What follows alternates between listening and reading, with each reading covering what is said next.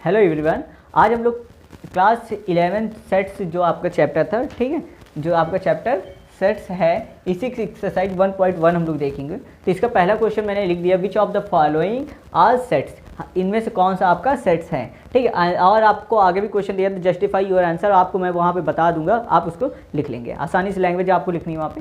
तो देखिए कहा गया पहला इसी का पहला जो फर्स्ट था question, the collection of all the months of a year beginning with the letter J, ठीक। एक साल के यानी 1 ईयर के उन मंथ्स का कलेक्शन हमें बताना है जिसका फर्स्ट लेटर किससे स्टार्ट हो रहा है, जे से। तो ऐसे कौन कौन से मंथ होते हैं, तो हम लोग जे देख लेते हैं। पहला तो आपका जनवरी होता है, ठीक। फिर इसके बाद अगर आप बात करेंगे तो आपका जून हो जाएगा। फिर इसके बाद क्या हो जाएगा, जुलाई हो जाएगा। देखिए यही 3 मंथ्स तो आएंगे आपके, ठीक है। तो क्योंकि यहाँ पे आपका कलेक्शन क्या आप जानते हैं, आप किसी से पूछे, चाहे आप मुझसे पूछे या आप खुद से, अगर आपसे भी कोई पूछता तो अभी आप भी क्या बताते हैं कि जनवरी, जून, जुलाई, इसके अलावा बिकॉज और कोई तो मंथ होते नहीं जो कि स्टार्टिंग किसके हो, जैसे हो, ठीक। तो यानी कि ये आपका जो कलेक्शन है ये वेल डिफाइंड है। क्यों, मैं अगर देखिए सेट्स की हमारी डिफिनेशन क्या होती है, a set is a well defined collection of objects.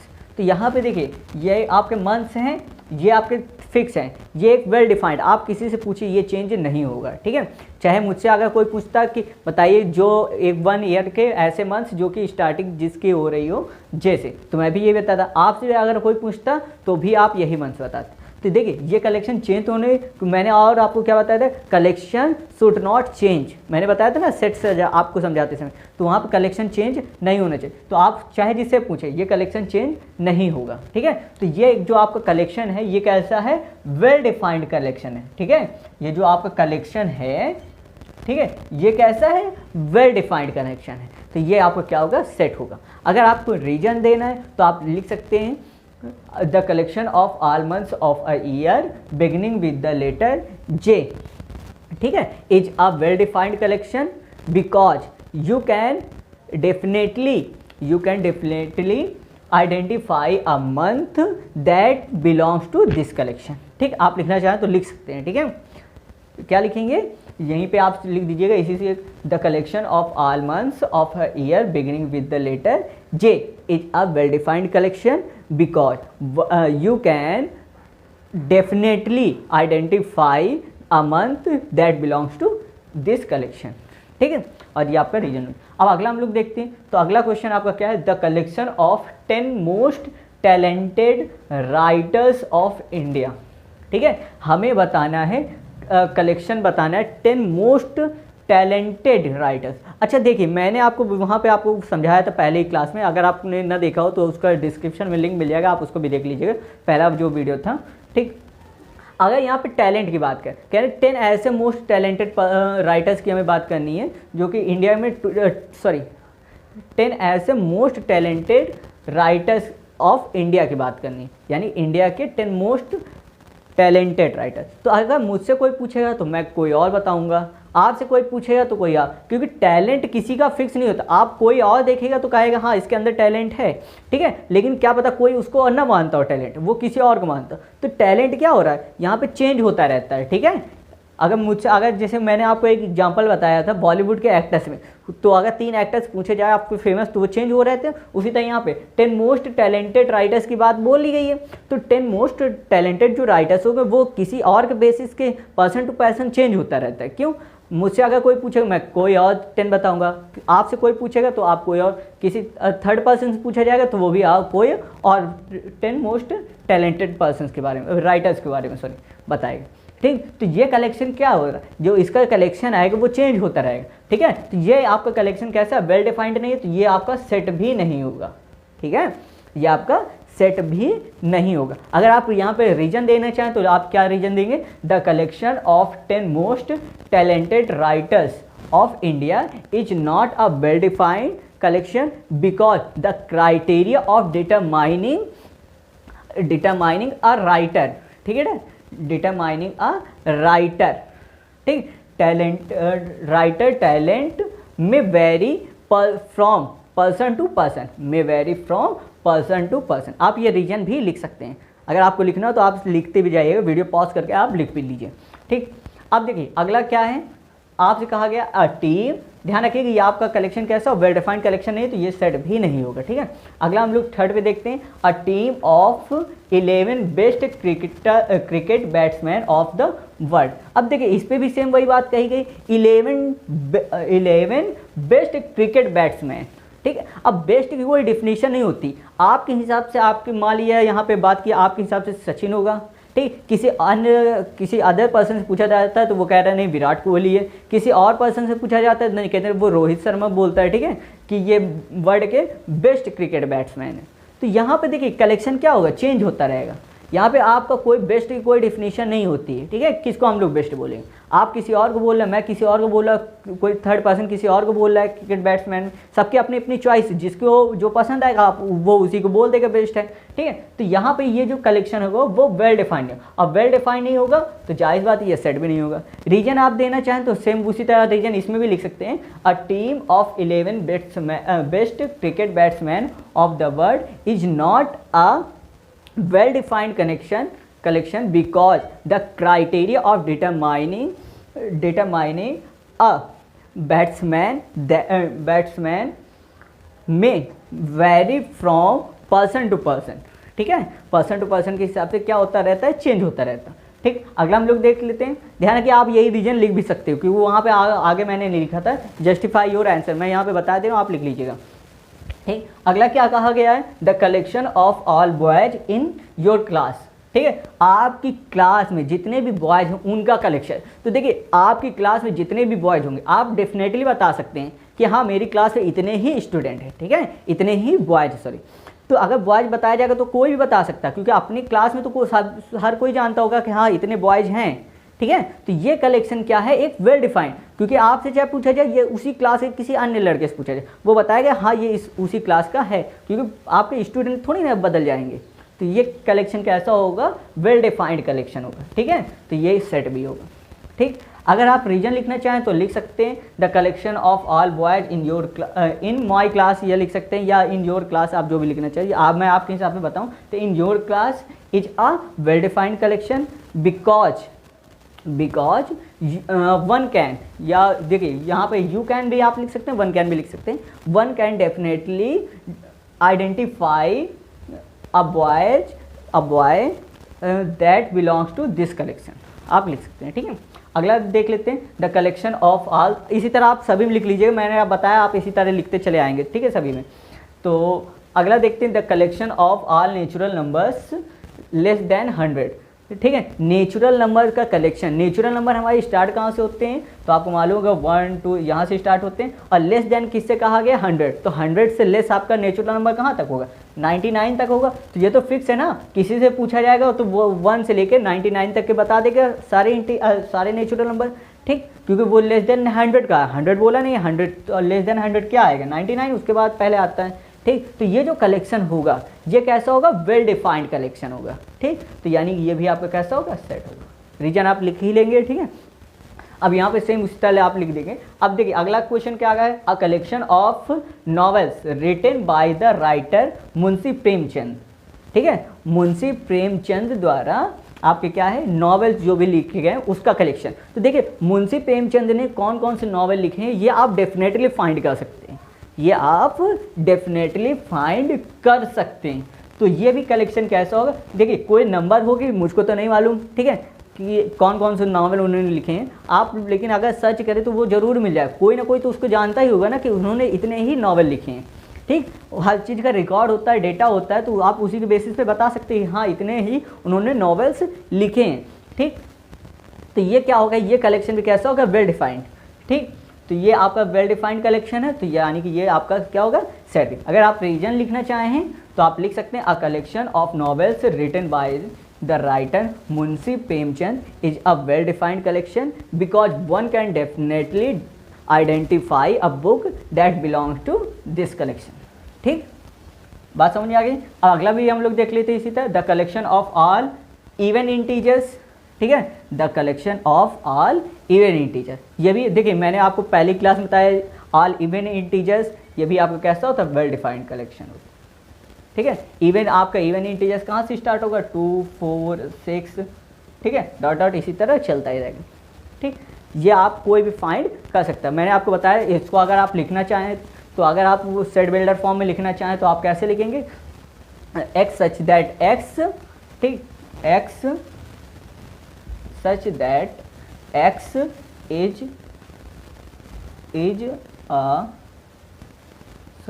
X is N even, और क्या है, इंटीजर, इवन इंटीजर। ठीक है, आप ऐसे लिख भी सकते हैं इसको। ठीक, ये आपका क्या हो गया, सेट हो गया। अब इसके अलावा अब और देखते हैं। ठीक है, अगला क्वेश्चन देखते हैं। ध्यान रखिए कि ये भी आपका क्या हो। अब देखिए कहा गया the collection of question in this chapter, इस जो चैप्टर, ये जो चैप्टर हम लोग पढ़ रहे हैं इस पे जो क्वेश्चन का कलेक्शन, तो देखिए कोई भी आप सभी जितने भी स्टूडेंट हैं या कोई भी पर्सन अगर देखेगा तो वो बुक से क्वेश्चंस काउंट करके बता सकता है, हाँ इस बुक पे इतने ही क्वेश्चन हैं। ठीक, आप जिससे पूछेगा वो काउंट करके आपको राइट आंसर दे देगा। तो ये कलेक्शन भी आपको क्या है, वेल डिफाइंड है। ये कलेक्शन भी आपका कैसा है, वेल डिफाइंड है। तो ये भी आपका कैसा हो गया, सेट हो गया। अब इसके बाद कहा गया a collection of most dangerous animal of the world. तो देखिए डेंजरनेस की कोई डिफिनेशन नहीं होती। आपके हिसाब से पैंथर होगा डेंजरस, किसी और के हिसाब से आपका लायन डेंजरस होगा, किसी और के हिसाब से बोला जाए तो वो कहते हैं कि नहीं आपका जैगुआर होता है। तो ये तो डेंजरनेस की कोई डिफिनेशन नहीं होती, ये हर उसमें चेंज होती रहती है। आप जिससे पूछेंगे वो पर्सन टू पर्सन ये क्या होता रहेगा, चेंज होता रहेगा। आप जिससे पूछेंगे वो कोई और बताएगा, कोई और बताता रहेगा। जैसे आपसे पूछा है कोई और आप बताएंगे, आपके फ्रेंड से आपने पूछा, अपने फ्रेंड से आपने पूछा तो वो क्या हो, दूसरे से दूसरा कोई एनिमल बता सकता है। ठीक, तो ये क्या होता है, चेंज होता रहता है। ठीक है, तो ये आपका कैसा है, सेट नहीं होगा। ठीक है, क्यों, क्योंकि ये चेंज होता रहता है। ठीक है, सेट आपका चेंज नहीं होता, आपका जो है तो है। ठीक, तो अगर आप लिखना चाहें तो क्या लिखेंगे, a collection of most dangerous animals of the world is not a well defined collection because the criteria of determining determining the dangerness, ठीक है, dangerness an animal, dangerness of an animal. ठीक है, किसी एनिमल की डेंजरनेस, ठीक है, dangerness में vary from person to person, हर एक इंसान के हिसाब से अलग अलग हो सकती है किसी भी एनिमल की डेंजरनेस। चलिए, तो इतनी बात समझ में आ गई। अब हम लोग अगला क्वेश्चन देखते हैं। तो अब हम लोग क्वेश्चन नंबर 2 देखते हैं, जो कि हमारा है, क्वेश्चन दिया गया है late set A equal 1 2 3 4 5 6 insert the appropriate symbol belongs to or does not belong to in the blank space। ये आपको ब्लैंक स्पेसेस दिए गए हैं और आपको यहाँ पे फिल करना है। देखिए, तो इसके पहले हम लोग थोड़ी सी एक क्वेश्चन और देख लेते, इसी में समझ लेते पहले। अगर मान लीजिए आपको कहीं पे दे दिया है सेट बी और इक्वल इसके एलिमेंट क्या दिए जाते हैं, 1 2 3 4 और बस इतने दे दिए गए। तो अगर कोई एलिमेंट किसी सेट का होता है तो हम लोग क्या फिल करते हैं, बिलोंग्स टू। ठीक, अगर कोई एलिमेंट किसी सेट का होता ही नहीं, जैसे इस सेट वी में आप क्या, अगर कोई और है, इन 1 2 3 4 ये क्या है, सेट वी के क्या है, एलिमेंट्स हैं। अगर एलिमेंट्स हैं तो अगर इनके साथ फिल इन द ब्लैंक्स अगर हम लोग करेंगे तो यहाँ पे क्या फिल किया जाएगा, बिलोंग्स टू। लेकिन अगर इसके अलावा कोई और आ जाए, जैसे कि अगर मैं एग्जांपल दूँ, जैसे समझिएगा, अगर लिख दिया जाता है 1 और यहाँ पे ब्लैंक कर दिया है, ब्लैंक स्पेस दे दिया जाता है और कहता है आप फिल कीजिए, तो यहाँ आप क्या फिल करें, बिलोंग्स टू। और आपको मान लीजिए यहाँ पे 3 दे दिया गया, फिर स्पेस भी दे दिया गया। ठीक, तो इस सेट वी का तो एलिमेंट है ना 3, तो यहाँ पे हम लोग क्या फिल करें, बिलोंग्स टू। लेकिन अगर इसकी जगह हमको देखिए 1 2 3 4 के अलावा मान लीजिए 9 दे दे और फिर यहाँ पे ब्लैंक स्पेस दे दे और आपको वी दे, तब आप क्या फिल करें, तो यहाँ पे देखिए 9 इस सेट वी का तो एलिमेंट्स है ही नहीं। तो अगर एलिमेंट्स नहीं होता तो हम लोग क्या फिल करते हैं, डज नॉट बिलोंग टू। ठीक, तो अब इस पे देखते हैं, तो एक सेट ए के एलिमेंट्स कौन कौन से, 1 2 3 4 5 6 है। तो ये जहाँ पर आएंगे तो हम लोग क्या फिल करेंगे, बिलोंग्स टू, अदरवाइज हम लोग क्या फिल करेंगे, डज नॉट बिलोंग टू। अब देखिए यहाँ पे क्या है, 5 ब्लैंक दिया गया सेट ए। तो अगर इस पे बात करें तो 5 क्या है, सेट ए का एलिमेंट्स है। तो अगर एलिमेंट है तो यहाँ पे हम लोग क्या फिल करेंगे, बिलोंग्स टू। ठीक, 8 की अगर बात करें, देखिए 8 इस सेट का कोई भी एलिमेंट नहीं है। तो अगर एलिमेंट नहीं है तो इसमें हम लोग क्या फिल करेंगे, डज नॉट बिलोंग टू। यहाँ पे 0, तो 0 भी इस सेट ए का कोई भी एलिमेंट नहीं है, तो यहाँ पे भी हम लोग क्या फिल करेंगे, डज नॉट बिलोंग टू। अब 4 की बात की तो देखिए 4 सेट ए का एलिमेंट है, तो यहाँ हम लोग क्या फिल करेंगे, बिलोंग्स टू। ठीक, 2, तो 2 भी आपका इसी सेट ए का एलिमेंट है, तो यहाँ पर बिलोंग्स टू। अगले भी अगर बात करते हैं तो यहाँ क्वेश्चन नंबर आपका 6 में 10 दिया गया और 10 इस सेट ए का कोई भी एलिमेंट नहीं, तो यहाँ पे हम लोग क्या फिल करेंगे, डज नॉट बिलोंग टू। इतनी बात समझ में आ गई। चलिए अब हम लोग अगला क्वेश्चन देखते हैं, write the following sets in roster form. ये जो आपको सेट्स दिए गए होंगे, आपको आप क्या लिखना है, रोस्टर फॉर्म में। अभी इतने क्वेश्चन, 2 क्वेश्चन लिया, अभी फिर आगे हम लोग करेंगे। तो यहाँ पे पहला क्वेश्चन आपको क्या दिया, set A equal x such that x is an integer and x is greater than or equal -3 and less than 7। ठीक है, आपको क्या दिया गया, जो x है वो ग्रेटर देन और इक्वल है -3 के, लेकिन लेस देन कितना है, 7 है। तो अगर इसके एलिमेंट की बात करें, इसके एलिमेंट की बात करते हैं, तो इसके एलिमेंट्स क्या हो जाएंगे, यहाँ पे देखिए सॉल्यूशन पे हम लोग देखते हैं। ठीक, तो इसके एलिमेंट्स क्या हो जाएंगे, तो देखिए x की जो वैल्यू, x क्या है, एक इंटीजर आपको मालूम, निगेटिव इंटीजर भी होते हैं, पॉजिटिव इंटीजर भी होते हैं। ठीक, लेकिन यहाँ पे आपको खाली कह दिया गया, आपको ये एक इंटीजर है जिसकी वैल्यू -3 की या तो इक्वल या उससे बड़ी है और 7 से क्या है, कम है। तो अगर इसके एलिमेंट्स देखें तो अच्छा, इनके बीच में आपके और कौन सी वैल्यू पर, देखिए पहली बात तो आपको -3 हो, क्योंकि आपको x is greater than or equal दिया है, तो -3 तो होगा ही।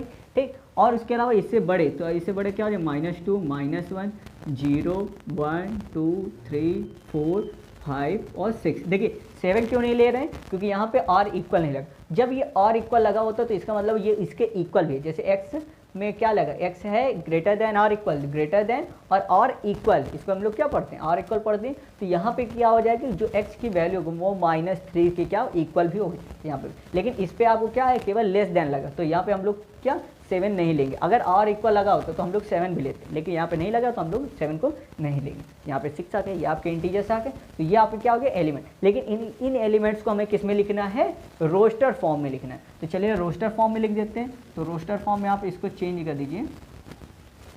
ठीक है, रोस्टर फॉर्म। तो देखिए यहाँ पे आपको क्या दिया गया, सेट ए आपको पहले दिया, तो यहाँ हम लोग क्या लिखेंगे, सेट ए। तो यहाँ पे इनको चलिए रोस्टर फॉर्म में हम लोग कैसे लिखते हैं, ब्रेसेस में सभी जितने भी एलिमेंट्स होते हैं उनको भी हम लोग कॉमा सेपरेट करके लिखते हैं, और क्या ध्यान देते हैं, कोई भी एलिमेंट रिपीट नहीं होना चाहिए। तो चलिए इन सभी को लिख देते हैं। तो यहाँ पे देखिए -3, -2, -1, 0, 1, 2, 3, 4, 5, 6। बेटा कंफ्यूज ना होइए, देखिए ये -3 है, ठीक है, ये -3 है और ये +3 है, तो ये आपके दोनों क्या सेपरेट हैं, ठीक है, डिफरेंट हैं एलिमेंट। ये आपका क्या होगा, इनको हम लोग लिखेंगे। अगर 3 2 टाइम्स आता कहीं पर, मान लीजिए किसी क्वेश्चन में, तो वहाँ पे हम लोग क्या केवल एक बार लिखते हैं, ठीक है, ओनली 1 टाइम। चलिए अगले पे देखते हैं। तो आप अगला क्वेश्चन आपको क्या है, set B equal the set of all x such that x is a natural number less than 6। Natural number less than 6, ठीक है, आपको लिखनी। तो नेचुरल नंबर कहाँ से स्टार्ट होते हैं, 1 से। तो एलिमेंट्स इस सेट के क्या आ जाएंगे, एलिमेंट्स आपके, तो एलिमेंट्स, तो देखिए नेचुरल नंबर की बात की तो नेचुरल नंबर 1 2 3 4 5 और क्या कहा है, लेस देन 6, तो यानी कि 6 को हमें नहीं लेना। तो ये आपके एलिमेंट्स आ गए। इसको हमें किस पे लिखना है, रोस्टर फॉर्म में लिखना है। तो यहाँ सेट बी इक्वल क्या आ जाएगा, चले रोस्टर फॉर्म में ब्रेसेस में लिखते हैं। तो यहाँ पे 1 2 3 4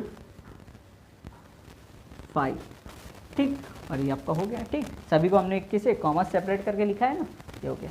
चलिए अगला क्वेश्चन हम लोग देखते हैं। अगला थर्ड क्वेश्चन है, C set C equal x such that x is a 2 digit natural number such that the sum of its digit is 8। क्या दिया गया है कि x आपका क्या है, एक 2 डिजिट नेचुरल नंबर है जिसका डिजिट सम कितना आता है, 8। तो अगर हम लोग ये इसके एलिमेंट निकाले तो देखिए ऐसा हमें 2 डिजिट नंबर लेने हैं जिसका डिजिट सम, अगर यानी कि जैसे कि अगर मैं लिख दूँ 72, ठीक है, तो यहाँ पे इनका डिजिट सम 7 + 2 कितना आएगा, 9 आएगा। तो इसको नहीं लेना, हमें ऐसे नंबर लेने हैं जिनका डिजिट सम कितना है, 8। तो यहाँ पे चलिए डिजिट सम, तो ये क्या हो जाएंगे, जो डिजिट सम आएंगे वो आपको क्या, सॉरी जो 2 डिजिट नंबर आएंगे वो इसके क्या हो जाएंगे, एलिमेंट हो जाएंगे। तो यहाँ पहले मैं 1 लेते हो तो 1 के साथ क्या 7 ऐड करेंगे तो आ जाएगा। ठीक, फिर क्या लेते हैं 2 के साथ 6 ऐड करेंगे तब भी आपका 8 आएगा। ध्यान रखिए 8 आना चाहिए, आपका सम कितना आना चाहिए, 8 आना।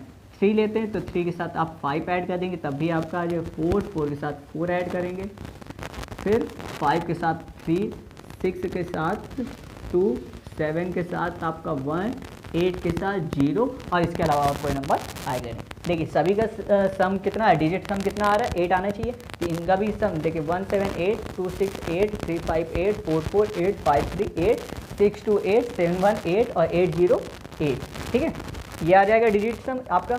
अब इसे हमें किस फॉर्म में लिखना है, तो रोस्टर फॉर्म। ये आपको दिए किस में है, सेट बिल्डर फॉर्म में। तो चलिए रोस्टर फॉर्म में हम लोग कैसे लिखेंगे, सेट सी।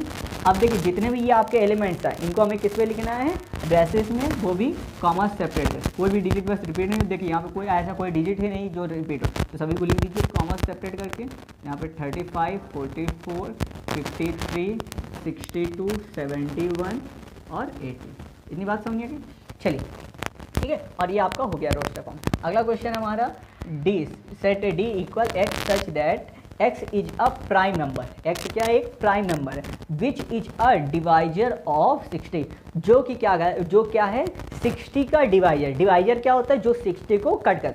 प्राइम नंबर ऐसे देखिए ऐसा कोई अगर क्वेश्चन आ जाता है कि कह दिया जाएगा इसका ये क्या है, आपके जो x है वो प्राइम नंबर है और बाकी ये जो प्राइम नंबर है वो 60 का डिवाइजर। तो इस तरह क्वेश्चन को करने का सबसे बढ़िया तरीका मैं बता, आप क्या कीजिए 60 के प्राइम फैक्टर कर दीजिए। क्यों, जब प्राइम फैक्टर करेंगे तो देखिए फैक्टर करने पे आपको जो भी नंबर आएंगे वो क्या करेंगे, 60 को एक को डिवाइड करें और आपके फैक्टर कैसे आते हैं, प्राइम आ जाते हैं। तो प्राइम फैक्टराइजेशन करेंगे तो यहाँ से अगर करें तो यहाँ 2 × 2 × 3 × 5 आएगा, ठीक है, 2 2 4, 4 3 12, 12 5 60, ठीक है। तो ये आपको क्या आ गया प्राइम फैक्टर। तो यानी कि इसके एलिमेंट्स क्या आएंगे, तो एलिमेंट इसके देखिए इसके एलिमेंट हम लोग पहले लिख लेते हैं।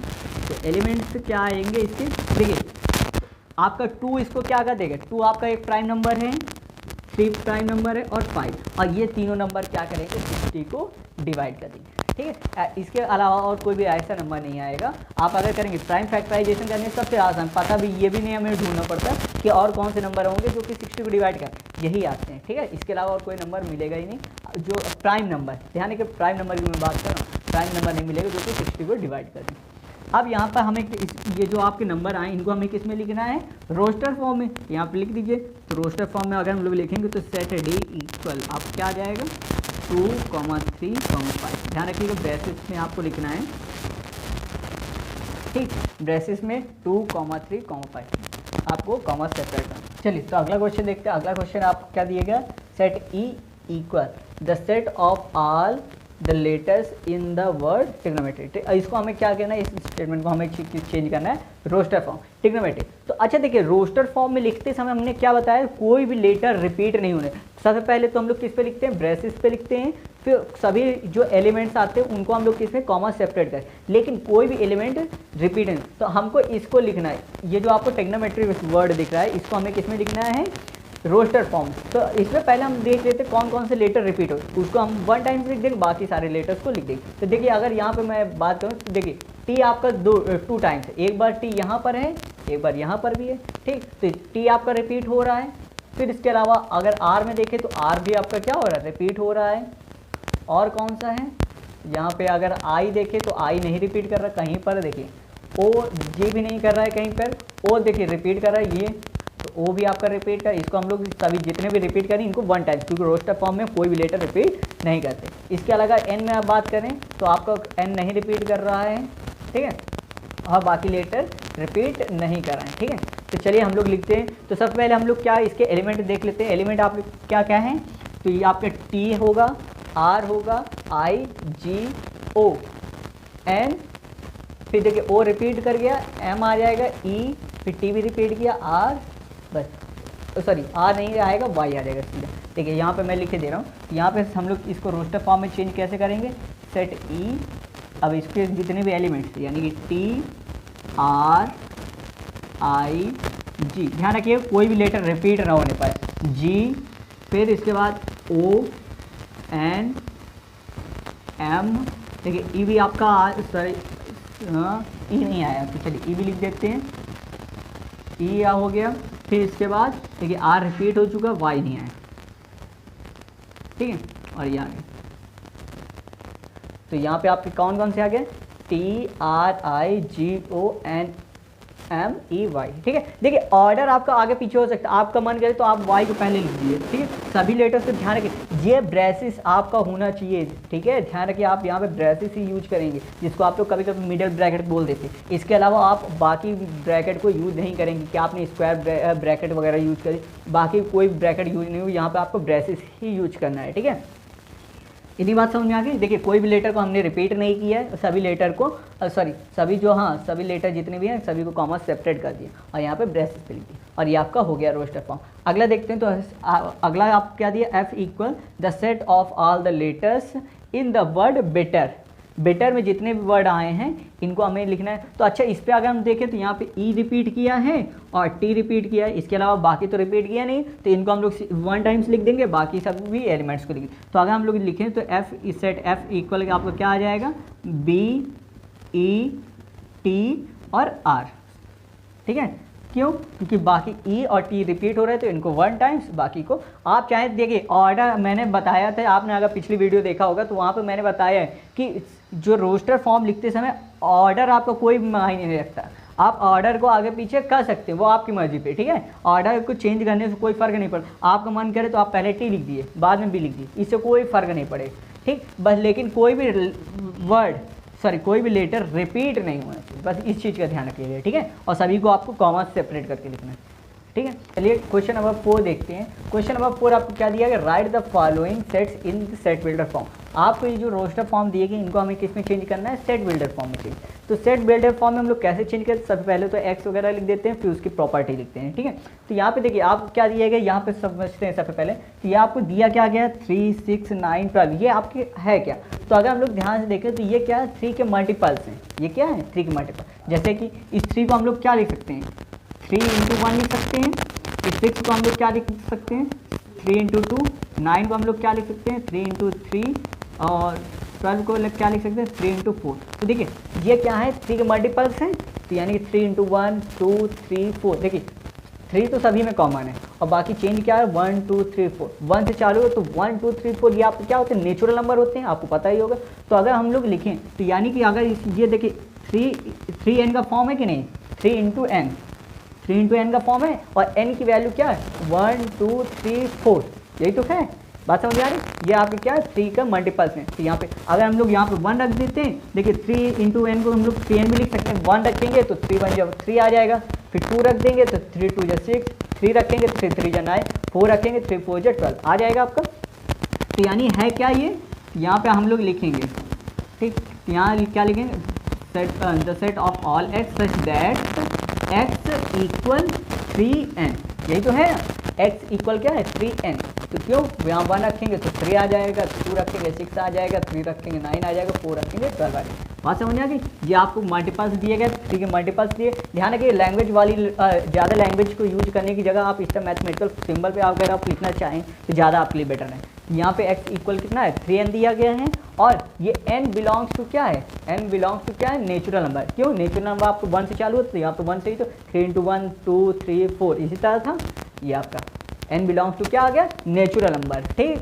अब ये नेचुरल नंबर, ये जो n होगा ये ग्रेटर दैन r इक्वल किसके होगा, 1 के होगा, और लेस देन r इक्वल किसके होगा, 4 के। क्यों, देखिए इसको हमने क्या लिखा था 3 × 1, इसको हमने क्या लिखा था 3 × 2, इसको 3 × 3 और इसको हमने क्या लिखा था 3 × 4। तो देखिए n की वैल्यू कहाँ से 1, 2, 3, 4 ही तो है, तो यहाँ से हमने लिखा तो n is greater than r equal, greater n की वैल्यू 1 से क्या है, या तो ग्रेटर है या तो इक्वल है। तो यहाँ देखिए n 1 तो है ही ना, तो यानी कि इसीलिए हमने इक्वल लगा, और 4 से क्या है, लेस है या इक्वल। तो 4 देखिए यहाँ पे 4 आया था तो 4 के इक्वल तो है ही और उससे लेस है, देखिए लेस भी हो गया, ठीक है। तो यहाँ पे हम लोग इस तरह लिख देते हैं। ध्यान रखिए सभी चीज़ों को आपको लिखना पड़ता है कि n की वैल्यू आखिर है कहाँ से। नेचुरल नंबर लिख देंगे तो नेचुरल नंबर तो आपके बहुत होते हैं ना जी, आप 1 2 3 4 आप इनफाइनाइट तक पहुँच जाएंगे, ठीक। तो आप इसलिए यहाँ पर शो करेंगे कि n की वैल्यू कहाँ से किसके बीच में वेरी करती है, ठीक। और ये आपका क्या हो गया, सेट बिल्डर फॉर्म हो गया। इतनी बात समझ में आ गई। अब देखिए इस पर क्वेश्चन भी देखते हैं। तो ये क्वेश्चन में अगर आप देखेंगे तो ये 2 है, 4 है, 8 है, ठीक। तो देखिए मल्टीपल नहीं है, क्यों, इसमें अगर हम लोग करें तो 2 × 1 आ जाएगा, इस पे करेंगे 2 × 2 आ जाएगा, लेकिन अगर इस पे करेंगे तो 2 × 4 आएगा। देखिए 1 2 3 ना आकर के 4 आया, इस पे करेंगे तो 2 × 8 आएगा, ठीक है। तो ये तो आपका हुआ है नहीं, तो आखिर अगर इस पे देखें तो आएगा क्या आखिर। सबसे पहले तो हमें ध्यान रखना है, सबसे पहले हम लोग x लिखते हैं, सच दैट करके क्या x की प्रॉपर्टी तो लिखते हैं, तो उसी तरह यहाँ पहले हमें प्रॉपर्टी तो मालूम चले, क्योंकि हम लोग सेट बिल्डर फॉर्म को और क्या बोलते हैं, प्रॉपर्टी मेथड भी बोलते हैं, ठीक। तो इसकी प्रॉपर्टी तो मालूम चले। तो अगर हम लोग ध्यान से देखें तो ये आपका क्या है, 2 की पावर 1 है, 2 की पावर 1 की वैल्यू कितनी है, 2 होगी। ये क्या है, 2 की पावर 2 है, 2 की पावर 2 की वैल्यू कितनी होती है 4। 8 क्या होता है 2 की पावर 3। ये बेटा आपको ध्यान रखें, ये आपको आना चाहिए। आप कैसे आएंगे ये आपको समझना पड़ेगा, समझने में आप जब आप ज़्यादा क्वेश्चन की प्रैक्टिस करेंगे, अदर बुक से भी प्रैक्टिस करेंगे तो ही आपको आएगा, ठीक। और यहाँ से अगर हम लोग देखेंगे 2 की पावर 4, 2 की पावर 4 की वैल्यू कितनी होती है 16, 2 × 2 × 2 × 2 कर दीजिएगा। ये क्या है आपका 2 की पावर 5, ठीक है। तो अब देखिए यहाँ से क्या हो रहा है, जो 2 है उसकी पावर क्या हो रही, चेंज हो रही, यानी 1 2 3 4 5, यानी 2 की पावर क्या आ रहा है, नेचुरल नंबर। तो अगर इसको अभी हम लोग लिखें तो यहाँ 2 की पावर हम लोग n लिख सकते हैं, n की जगह पे 1 रख दीजिए, ये आ जाएगा, 2 रख देंगे तो ये 3, ये आ जाएगा, 4 आ जाएगा, 5 आ जाएगा, रख देंगे, ठीक। और ये सभी आ जाएंगे, 2 की पावर 1 2 आ जाएगा, 2 की पावर 2 4, 2 की पावर 3 8, 4 रख देंगे, 2 की पावर 4 16, 2 की पावर 5 30 आ गया ना। तो यानी कि हमें इससे पता क्या चल गया कि the set of all x such that x equal आपको क्या है 2 की पावर n है, ठीक है। 2 की पावर क्या है n, और इस n की वैल्यू अगर देखेंगे तो n की वैल्यू क्या ग्रेटर देन आर इक्वल 1 है, ग्रेटर देन आर इक्वल 1। क्यों 1 की या तो इक्वल होगी n की वैल्यू या 1 से बड़ी होगी, 1 से भी बड़ी है, और कम किससे होगी, तो ये 5 से लेस होगी, और इक्वल किसके, या तो 5 के बराबर से होगी। कितनी बात समझ आ गई। तो यहाँ हम लोग लिख देंगे n belongs to natural number. देखिए 1 से चालू होता है ना, तो 1 2 3 4 आपके क्या होते हैं नेचुरल नंबर, और ये जो n है स्मॉल n आपका ये किसके किसके बीच पे है, तो ये वेरी किसके किसके करता है, greater than or equal 1 and less than or equal 5। Clear हो गया होगा आई थिंक, ठीक है। इतनी बात तो समझ में आ गई होगी। चलिए अगर ना समझ में आया कर बेटा आप लोग कमेंट कर दिया करिए, ठीक है, मैं वहाँ से आपको रिप्लाई कर दूंगा। अब देखिए यहाँ पे आपको क्या दिए, तो सेम जैसे ये दिया गया सेम उसी तरह ये भी दिया गया। देखिए ये क्या है 5 की पावर 1 है, 5 की पावर 1 कितना होता है 5 होता है। ये क्या है 5 की पावर 2, 5 की पावर 2 कितना होता है 25, 5 की पावर 3 तो 25 5 या 125, और ये क्या है 5 की पावर 4। तो इस पर भी अगर हम लोग देखें तो ये क्या है अभी तक 2 की पावर, अब यहाँ पे देखिए 5 तो सभी में है, और यहाँ पे पावर क्या हो रही है चेंज हो रही है, तो इसको हम लोग एन देंगे, क्योंकि ये नेचुरल नंबर तो दिए 1 2 3 4 0 से स्टार्ट नहीं हो, तो ये क्या, और इस ये जो n है n क्या है ग्रेटर देन आर इक्वल कितना है 1 है, और लेस देन आर इक्वल कितना है 4 है। इतनी बात तो समझ में आ गई, ठीक। तो चलिए इसी में हम लोग लिख देते हैं, इसको हमें किस में लिखना है, रोस्टर फॉर्म में लिखना है। तो यहाँ पे हम सॉरी सेट बिल्डर फॉर्म में लिखना है, तो हम लोग क्या लिखेंगे, देखिए इतना मैं रफ किए दे रहा हूँ, x, ठीक है, x क्या है इनकी ये क्या इनको रिप्रेजेंट कर रहा है, और सच दैट x इक्वल 5 की पावर क्या बन जाएगा n। अभी मैंने बताया कैसे, ये आपको 5 की पावर n आ जाएगा, ठीक है, क्योंकि ये 5 की पावर 1 है, ये 5 की पावर 2 है, 5 की पावर 3, 5 की पावर 4, यहाँ पे हम ये यानी क्या है 5 की पावर n है। और ये जो n है n बिलोंग्स टू क्या कहता है नेचुरल नंबर, और n की जो वैल्यू होगी, n की जो वैल्यू अभी मैंने बताया तो वो क्या है, जो n है वो ग्रेटर देन आर इक्वल 1 है and less than or equal 4। अभी मैंने बताया था ना कैसे, क्योंकि यहाँ पे 1 पावर यहाँ 5 की पावर 1 से चालू कहाँ तक जा रहा है 5 की पावर 4, इन्हीं दोनों के बीच में वेरी करें ये आगे, और यहाँ पे ब्रैकेट। तो चलिए अगला क्वेश्चन है हमारा 4 का 4th क्वेश्चन। अब देखिए यहाँ पे क्या दिया गया आपको, ब्रैकेट पे दिया गया 2 4 6, तो अगला क्या आएगा 8 फिर 10। देखिए यहाँ पे ये क्या है इवन नंबर है, ठीक है, ये आपको क्या दिया गया इवन, और वो भी नेचुरल नंबर, ये आपके नेचुरल ही तो है, ठीक है। इवन नंबर आपके क्या होते हैं जो 2 से डिवाइड होते हैं, यानी 2 4 6 8 ये आपके नेचुरल। तो इसको हमें रोस्टर फॉर्म में लिखना है, तो हम लोग कैसे लिखेंगे x such that the set of all x such that x is an even natural number. ये आप कैसे इवन नंबर भी हैं, ठीक है, इवन है और नेचुरल नंबर, तो हम लोग क्या लिख देंगे x such that x is an even natural number, ठीक, और इसको ब्रैकेट से क्लोज कर दें। बात समझ आए। अगला क्वेश्चन देखें, तो अगला क्वेश्चन देखें तो यहाँ पे आपका क्या 1 है, 4 है, 9 है, तो इस पर भी अगर हम लोग ध्यान से देखें, ये क्या है 1 की पावर 1, ये क्या है 2 की पावर 2, ये क्या है 3 की पावर 3, ठीक है, सॉरी 3 की पावर 2, सॉरी ये 1 का स्क्वायर, ये 2 का स्क्वायर, ये 3 का स्क्वायर, इसी तरह आगे अगर आता तो क्या आता 16 आता तो वो 4 का स्क्वायर हो जाता, और ये लास्ट में आपको क्या दिया गया है 10 का स्क्वायर दिया गया है। तो यानी कि अगर हम लोग देखें तो सभी में क्या है, यहाँ पे देखिए पावर अब आपकी सेम है, पावर क्या है सेम है, यानी कि स्क्वायर लगा है, और नीचे क्या हो रहा है आपका नेचुरल नंबर लिखे 1 2 3, अगला क्या आएगा 4, फिर नेक्स्ट क्या आ जाएगा 5, इस तक करते करते कहाँ तक है 10 तक। तो यानी कि ये आपका क्या है n स्क्वायर लिखा है, ये तो लिखा है ना, ये देखिए n की जगह पर आप 1 रख देंगे तो ये वाला आ जाएगा, 2 रख देंगे तो ये, 3 रख देंगे तो ये, इस तरह 4 5 6 7 8 9 और 10 रखेंगे तो आपका, और उन सभी की वैल्यू तो आपकी यही है ना। और n की वैल्यू कहाँ तक है, तो n की value greater than or equal कहाँ तक है, देखिए 1 से स्टार्ट हो रही है और लेस देन आर इक्वल कहाँ तक है 10 तक। इतनी बात क्लियर हो गई। चलिए बात समझ में आ गई। तो इसको हम लोग लिख देते हैं फटाफट से किस में, सेट बिल्डर फॉर्म में। तो यहाँ सेट बिल्डर फॉर्म में क्या लिखेंगे, x the set of all x, ठीक है, x सच दैट, x है क्या चीज़, इसकी प्रॉपर्टी लिखते हैं। तो x इक्वल आप क्या लिख देंगे n स्क्वायर, ठीक है, सभी का स्क्वायर ही तो था 1 2 3 4, इन सभी का स्क्वायर ये लिखा है कि नहीं। और ये जो n है वो बिलोंग्स टू किसके है, नेचुरल नंबर, ये सभी नेचुरल नंबर के 0 से स्टार्ट नहीं हो रहा, तो ये आपको क्या होगा नेचुरल नंबर। और आपको क्या मालूम है कि जो n है वो ग्रेटर देन r इक्वल किसके है 1 के, और लेस देन r इक्वल किसके 10 के। ठीक, ध्यान रखिएगा आप 100 नहीं लिखेंगे, नंबर यहाँ पे n क्या है 10 है ना, तो आप इसके बेसिस से देखिए, ये मैंने समझाने के पॉइंट ऑफ व्यू से आपको इससे बना कर ही बता दिया। ठीक, चलिए तो अब हम लोग क्वेश्चन नंबर 5 देखेंगे। क्या है question, list all the elements of the following set, ये जितने भी आपको सेट दिए गए इनमें हमें क्या इनके एलिमेंट्स को लिखना है, ठीक, इनको लिस्ट करना है। तो यहाँ पे देखिए आपका पहला क्या है, सेट बिल्डर फॉर्म में दिया है, आपको क्या दिया गया ए, आप ए सेट ए इक्वल क्या दिया x such that x is an odd natural number है, लेकिन वो कैसा है ऑड। तो अगर नेचुरल नंबर ऑड को अगर हम लोग लिखें, ऑड नेचुरल नंबर को क्या लिखेंगे, तो यहाँ से आपका क्या आ जाएगा, पहला आ जाएगा आपका 1, अगला क्या आएगा 3, फिर आपका आएगा 5, फिर 7, फिर 9, और इस तरह करते करते यहाँ पर कॉमा कर दीजिएगा डॉट डॉट, और ये आपको डॉट डॉट कर दीजिएगा, यानी कि सो ऑन। ठीक, बात समझ आ गई। तो आपको क्या आएंगे 1 3 5 7 9, इसी तरह कंटिन्यू चलता रहेगा। अब यहाँ पे अगला क्वेश्चन अगर हम लोग देखें तो क्या दिया है, set B equal x such that x is an integer, x क्या है एक इंटीजर है, और क्या दिया गया है एक्स की जो वैल्यू, अच्छा देखिए थोड़ा उसमें इस तरीके, x is greater then -1/2 and less then 9/2।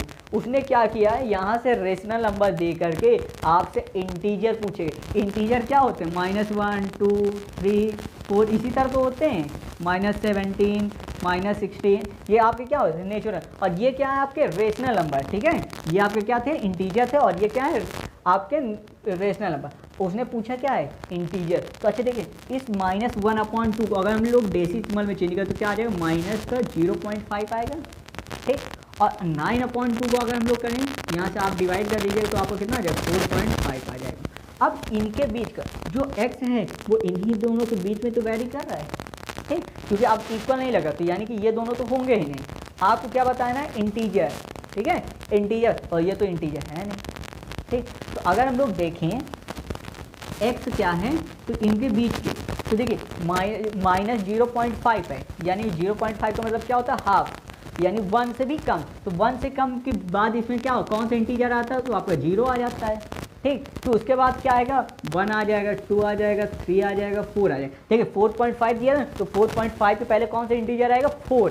ठीक, अगला इंटीजर क्या होता है 5, 5 को हम लेना नहीं है क्योंकि यहाँ पे 4.5 से क्या है कम, तो 4.5 से कम क्या हो जाएगा आपका 4, और 0.5 से बड़ा तो आपका क्या होता है 0। क्यों, देखिए जो नंबर लाइन आपने मालूम होगी तो यहाँ पे 0 होता है, ये आपका -1, तो 0.5 का मतलब क्या हो गया हाफ, यानी ये बीच में हो गया, तो इससे बड़ा आपका क्या आ गया, क्योंकि जो राइट साइड में होता है वो आपका क्या होता है बड़े, राइट साइड वाले बड़े होते हैं, और लेफ्ट साइड में होते हैं वो क्या होते हैं लेस नंबर होते हैं। ठीक, तो यानी कि एलिमेंट्स हमारे क्या क्या आए हैं 0 1 2 3 4 5, सॉरी 4 5 नहीं आएगा, क्यों, क्योंकि आपका ये क्या 4.5 तक है, इसमें लिमिट दे रखी है। तो यहाँ से एलिमेंट्स को अगर हम लोग लिखेंगे तो आपके क्या क्या है 0 1 2 3 4, ये आपने लिस्ट बना दी। बात समझ में आ गई? आप ऐसे करें। अगला में आगे हम लोग देखें तो सी नंबर में आप क्या दिएगा, सेट सी इक्वल दिएगा X such that x is an integer, X is an integer. चलिए इसको मैं थोड़ा ऊपर लिख देता हूँ, यहाँ पे लिख देता हूँ।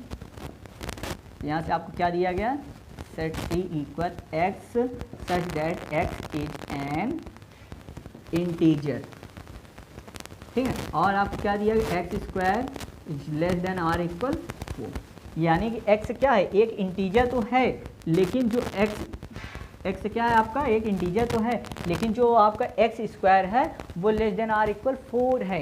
इंटीजर में ध्यान दीजिए, तो इंटीजर आपके निगेटिव भी होते हैं पॉजिटिव भी होते हैं, लेकिन हमें ऐसा इंटीजर लेना है जिसकी वैल्यू या तो 4 हो या 4 से क्या हो, कम हो, ठीक है। अगर उसका स्क्वायर कर दें, ऐसा इंटीजर लेना है कि अगर उसका स्क्वायर करें तो उसकी वैल्यू या तो 4 है या तो उससे कम। तो अगर हम लोग देखें तो -1 का अगर स्क्वायर करें तो आपका कितना आएगा, 1 आ जाएगा। पहले चलिए 0 से चालू करते हैं। 0 का अगर स्क्वायर करेंगे तो आपको क्या आ जाएगा, 0 आएगा। -1 का स्क्वायर करेंगे तो कितना आ जाएगा, 1 आ जाएगा, ठीक है। -1 का स्क्वायर करेंगे तो कितना आ जाएगा, प्लस का 1 आ जाएगा। -2 का स्क्वायर कीजिए तो कितना आ जाएगा आपका, 4 आ जाएगा, ठीक। -3 का स्क्वायर करेंगे तो आपको कितना आ जाएगा, 9। लेकिन ये 9 हमें देखिए स्क्वायर हम लोग कर रहे हैं, ये सारे क्या है, मैंने 0 -1 -2 -3 ये सारे क्या इंटीजर्स हैं, इनका स्क्वायर किया तो आपको क्या आ रहा है 0 1 4। आपको कहाँ तक लेना है, स्क्वायर की वैल्यू कितनी आनी चाहिए, मैक्सिमम 4 की या तो इक्वल या तो 4 से छोटी। तो देखिए ये दोनों वैल्यू 4 से छोटी है और ये क्या 4 के इक्वल, यानी कि इन तीनों की वैल्यू में हमें, यानी कि ये तीनों इंटीजर हो गए और -3 वाला नहीं होगा, ठीक है। क्यों, -3 का स्क्वायर कितना हो जाता है 9। इसी तरह का हम लोग +1 का स्क्वायर करेंगे तो यहाँ पे कितना आ जाएगा 1, 2 का स्क्वायर करेंगे 4 और 3 का स्क्वायर करेंगे तो 9 और 9 हमें लेना है। तो यानी कि इंटीजर आपके पास क्या क्या है, देखिए 0 -1 -2 1 2, आप क्या क्या है 0 -1 -2, या आप -1 -2 को आप पहले भी इस तरह भी लिख सकते हैं, -2 -1 0 1 2, आप ऐसे भी लिख सकते हैं। देखिए ऑर्डर आपको कोई मायने नहीं रखता, आप आगे पीछे कहीं भी लिख सकते हैं। तो चलिए हम लोग एलिमेंट्स लिख देते हैं। तो यहाँ से आपके एलिमेंट्स क्या आ गए हैं, आप अगर इस पर लिखना चाहें तो एलिमेंट्स करके लिखना चाहें तो भी लिख सकते हैं, या सीधा इक्वल लगा के ही लिख दीजिए। यहाँ से -2 -1 0 1 2। आप देखिए फिर से मैं बार बार बता रहा हूँ, आप चाहे जिसको आपका मन है आप 0 पहले लिख दीजिए, -2 को बाद में लिख दीजिए, इससे कोई फ़र्क नहीं पड़ेगा, ठीक है। तो चलिए अब हम लोग अगला क्वेश्चन देखते हैं। अगला क्वेश्चन क्या है, सेट डी इक्वल दिया गया x such that x is a letter in the word lawyer. इसके हमें क्या लिखने हैं, एलिमेंट, यानी कि आपके एलिमेंट्स क्या आ जाएंगे। तो यहाँ से डी इक्वल आप क्या आ जाएंगे इसके एलिमेंट। तो देखिए मैंने क्या बताया, कोई भी आपका एलिमेंट आप कोई भी रिपीट अगर उसने कर दिया तो आप सुनिए, आप जब एलिमेंट लिखेंगे तो इसके एलिमेंट है कौन कौन, मेन कौन कौन से, LOYH। देखिए एल फिर क्या है, तो उसको हम लोग बार बार थोड़ी लिखते हैं, एलिमेंट को आप बार बार मैंने बताया रिपीट नहीं करते। यहाँ से कौन कौन से आ जाएंगे, LOY एंड ए, और ये आपके एलिमेंट। ध्यान रखें कोई भी रिपीट नहीं करना होता आपको एलिमेंट लिखने में, ठीक है। अगला क्या है, सेट ई इक्वल आपको दिया गया x such that x is a month of a year not having 31 days. यानी कि हमें क्या दिया गया है, एक्स क्या है, एक 1 ईयर है, एक कोई ऐसा ईयर है और जिसका मंथ है जिसमें 31 डेज नहीं है। यानी कि एक साल के हमें कोई ऐसे महीने बताने हैं जो कि जिसमें 31 डेज नहीं होते। तो अगर मैं काफ़ी अगर पुराने लोगों के साथ आप बैठें तो एक कहावत बोलते, जून नवंबर जानिए अप्रैल सितंबर 30, वो लोग हिंदी में बोलते हैं। तो जून नवंबर जानिए अप्रैल सितंबर 30, ठीक है, जून नवंबर जानिए अप्रैल सितंबर, जून नवंबर जानिए अप्रैल सितंबर 30, ये कितने दिनों के होते हैं 30, 28 दिन की फरवरी, ठीक है। तो क्या बोलते हैं 28 दिन की फरवरी, बाकी सब 31, बाकी सब क्या होते हैं 31। तो अगर हमको देखें तो जिसमें 31 डेज ना हो तो हमें बाकी 31 डेज अगर नहीं है तो उसके अलावा तो बाकी आपके यही बचे ना, या तो आपको फरवरी आएगा, फरवरी में आपके क्या होता है 28 डेज होते हैं और बाकी सब में 30 डेज होते हैं। इसके अलावा बाकी जितने बचते हैं उसमें कितना होता है 31 डेज। पुराने लोगों की कहावत है कि जून नवंबर जानिए अप्रैल सितंबर 30, 28 दिन की फरवरी, बाकी सब 31, ठीक है। तो आप लोग भी अगर चाहें तो याद रख सकते हैं, कोई दिक्कत की बात नहीं। तो अगर हम लोग यहाँ पर लिखेंगे तो आप क्या आ जाएगा, सेट ए इक्वल आपके यहाँ पे एलिमेंट्स इसके क्या आ जाएंगे। तो हमें मंथ्स के नेम लिखने हैं तो यहाँ पे लिख देते हैं। पहला आपको क्या हो जाएगा, फेब्रुआरी हो जाएगा, ठीक। फिर उसके बाद अगर आप देखेंगे तो आपका अप्रैल आ जाएगा, ठीक। फिर आप सितंबर, सितंबर, ठीक। फिर नवंबर, सॉरी जून भी आपका होगा, ठीक है। जून में लिखना भूल गया तो आप जून भी लिख सकते हैं, चलिए मैं पहले ही लिख देता हूँ, ठीक है, सीरियल रहेगा जून। फिर क्या आ जाएगा आपका सितंबर आ जाएगा, सितंबर। फिर आपका नवंबर आ जाएगा, नवंबर, ठीक है। और ये आपका, इतनी बात क्लियर हो गई होगी आई थिंक, ठीक है। तो इतने ही आपके होते हैं, देखिए, ठीक। तो यहाँ पे आपका फरवरी, अभी मैंने बोला था जून, नवंबर, जनवरी, अप्रैल, सितंबर, 28 दिन की फरवरी, बाकी सब 31 और 31 डेज को हमें लिखना ही नहीं है। तो ये आपके हो गए, ठीक है, क्लियर हो गया ना, ठीक है। तो इस तरह आप याद भी रख सकते हैं, अगर आपके लिए जो भी आपको तरीका हो। काफ़ी लोग आपके यहाँ पे इस तरह भी याद कर लेते, तो आपको वो आपके ऊपर डिपेंड, आपको जैसे आ जाए उससे, आपको अगर उससे नॉर्मल याद रहता तो और भी अच्छी बात है, ठीक। यहाँ पे देखिए आपको क्या दिया गया, सेट एफ इक्वल दिया गया है X such that x is a consonant in English alphabet which precedes के। प्रीसीड्स का मतलब क्या होता है, के पहले के आपके कॉन्सोनेंट, इंग्लिश अल्फ़ाबेट के क्या कॉन्सोनेंट जो कि के से पहले आते हैं। प्रीसीड्स का मतलब ध्यान रखिएगा पहले आना होता है, ठीक है। तो इससे पहले आते हो, तो इसके पहले कौन कौन से आपके कॉन्सोनेंट, देखिए आपको वॉवेल नहीं दे रहे, कॉन्सोनेंट दे। तो चलिए यहाँ पे लिख देते हैं, देखिए वॉवेल क्या होते हैं, ए ई आई ओ यू होते हैं, इनको हम लोग छोड़ करके लिख देते हैं। तो यहाँ पे ए आप छोड़ दीजिए, तो बी सी डी, ठीक है। ई आपको क्या होता है, वॉवेल होता है। ई के बाद आपको क्या होता है, एफ, फिर जी एच, आई को छोड़ देंगे और यहाँ पे आपको क्या आ जाएगा, जी, और ये आपको हो गया। ध्यान रखिए कि एलिमेंट्स को हम लोग स्मॉल लेटर से ही लिखते हैं, ठीक है, कैपिटल लेटर से नहीं लिखते। आपको मैंने पहले वीडियो में बताया है, अगर आपने ना देखा हो तो आप डिस्क्रिप्शन पे आपको लिंक मिल जाएगा, आप वहाँ से देख सकते हैं, ठीक है। विजिट कीजिए और जो वो देखिए। तो यहाँ पे आपको क्या है, B C D F G H J, बाकी देखिए वॉवेल्स को मैंने हटा दिया, आपकी ये आ गई। क्लियर हो गया होगा। चलिए क्वेश्चन नंबर 6 देखते हैं, लास्ट क्वेश्चन है इस एक्सरसाइज का। तो क्वेश्चन क्या है, match roster form with set builder form. NCERT पे आपने काफ़ी लंबी लैंग्वेज मैंने शॉर्टकट में आपको लिख दिया जो आपको करना है। तो यहाँ पे आपको क्या करना है, रोस्टर फॉर्म को मैच करना है सेट बिल्डर फॉर्म से। तो देखिए इस टाइप क्वेश्चन के लिए मैंने बताया आप सेट बिल्डर फॉर्म को सॉल्व कीजिए, ऑटोमेटिक आपका रोस्टर फॉर्म आता जाएगा, आप उसको मैच कर दीजिए। तो अगर हम लोग देखें तो पहला यहाँ पे क्या दिया गया है, X such that x is a prime number and a divisor of 6। X क्या है, एक प्राइम नंबर और डिवाइजर ऑफ 6। तो अभी क्वेश्चन भी अभी हमने किया था जिसमें आपको काफ़ी 30 शायद दिया था। तो यहाँ पे देखिए 6 का हम लोग क्या करेंगे, प्राइम फैक्टर करेंगे, तो यहाँ कितना आ जाएगा 2 और 3। तो ये जिसका भी होगा तो यही दोनों क्या आपके क्या होंगे, इसके डिवाइजर भी होंगे। तो यहाँ पे आपको क्या आ जाएंगे 2 और 3, यानी कि ये किसका आंसर है, सेकेंड वाले, यानी कि आपका सेकेंड वाला किससे आपका मैच करेगा, ए से, ठीक है। सेकेंड वाला किससे मैच करेगा, ए से। चलिए मैं सारे लिखे दे रहा हूँ यहाँ पे। फर्स्ट किससे मैच को करेगा, सेकंड। तो देखिए सेकंड आपका किससे मैच किया है, ए से, इससे मैच किया है, ठीक। ध्यान रखिए आप एरो बनाने की जगह आप सीधा सीधा ही लिख देंगे, जिसका ये आंसर होगा सामने सामने मैच कर देंगे। थर्ड में आपका और फोर्थ, ये 4 क्वेश्चन हमें सॉल्व करने। देखिए ये तो आपका सॉल्व हो गया। अब इसके बाद ये आपका क्या था, सेकंड का था। अब यहाँ पे देखें तो ये क्या है, X such that x is N odd natural number less then 10। तो ऑड नेचुरल नंबर, तो ऑड आपके क्या हो जाएंगे 1 3 5 7 9। नेचुरल नंबर भी है, ऑड भी है और लेस देन 10 है। तो देखिए ये किस में है, तो ये आप किससे मैच कर रहा है, 4 से, यानी कि बी वाले का आंसर क्या है 4 का, ये क्या हो जाएगा बी। तो 4 का आपका क्या आ गया, बी आ गया, ठीक। क्लियर हो गया होगा। अब चलिए अगला हम लोग देखते हैं। तो यहाँ से अगला क्या सी में आ गया देखेंगे, तो क्या है, X such that x is a, यहाँ पे आ भी होगा शायद, a natural number and divisor of 6।